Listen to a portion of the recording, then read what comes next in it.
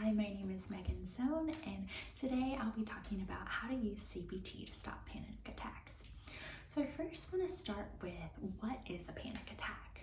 A panic attack is a sudden surge of intense fear or discomfort that reaches a peak within 10 minutes and includes 4 of the following symptoms: pounding or racing heart, sweating, trembling or shaking, shortness of breath or feeling smothered, choking sensations, chest pain or discomfort, nausea or abdominal distress, dizziness or lightheadedness, chills or hot flashes, numbness or tingling sensations, feelings of unreality or detachment from yourself, fear of losing control or going crazy, and a fear of dying.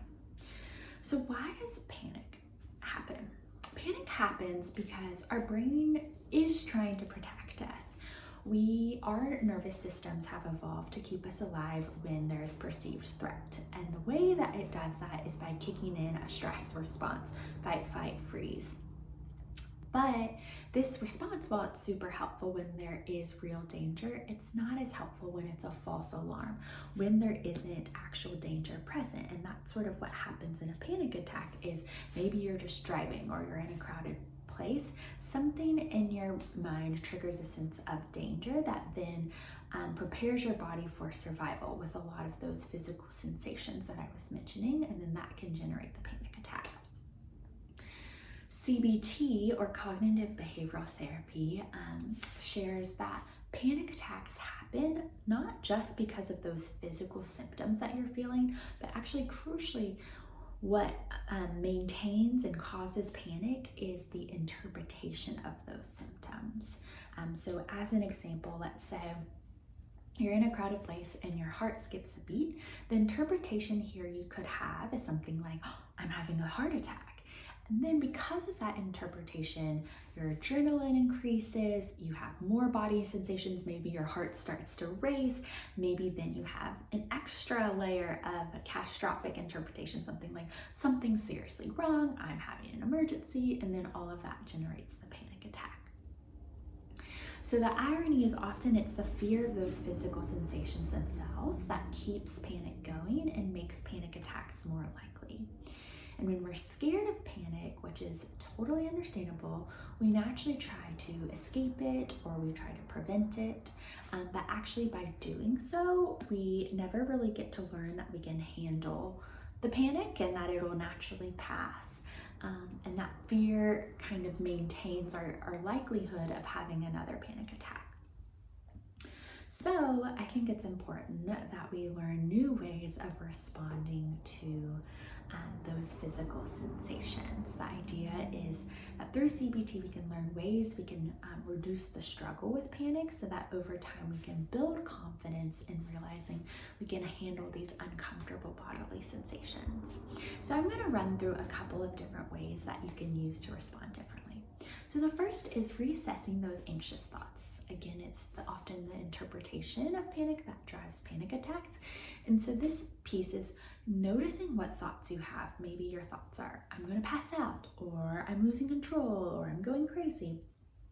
CBT offers us some questions to gently challenge that anxious thinking. Questions like, what evidence supports this? Or what evidence doesn't? Or have I survived this before? Is there another explanation? What would I tell a friend? So those are some of the ways that you can start to gently challenge some of your anxious thoughts. Another way of responding differently is mindful curiosity. So taking a really observational, non-judgmental posture towards what's happening, almost like you're a curious scientist noticing what's going on. And so for this piece, really encourage you to stick to facts of what's happening versus interpretations, and to approach it again without judgment of, oh, I'm noticing my heart is speeding up. I'm noticing my breath has become a little bit more shallow. Next, you can do breath work.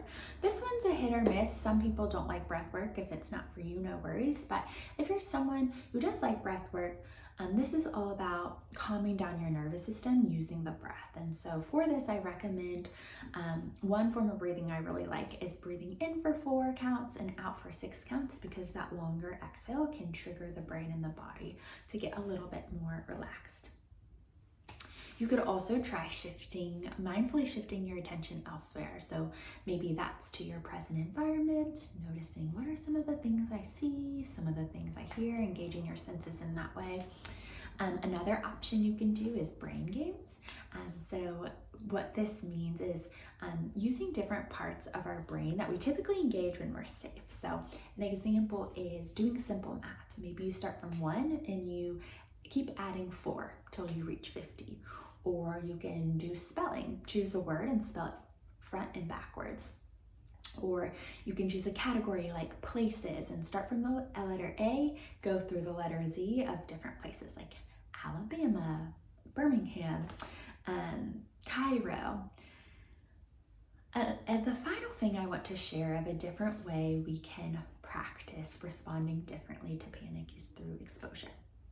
So again, CBT has this idea that avoidance is what reinforces anxiety, whereas exposure to the things that we fear can give us opportunities to learn that we can actually handle that thing we fear and it becomes less scary.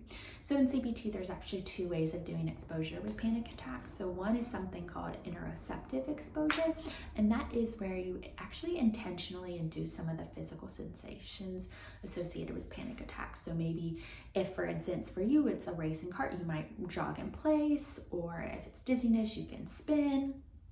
The other form of exposure is exposure to triggers. So if you tend to get panic attacks, say when you're in a crowd, it's about exposing yourself to that. For exposure, it's recommended typically to do it maybe with a trained professional, a therapist, to do it gradually, and there's sort of more of a methodology on how to do it. So this is one I'd recommend if you are doing it to sort of research it online, either yourself or to do it with someone who's been trained in exposure.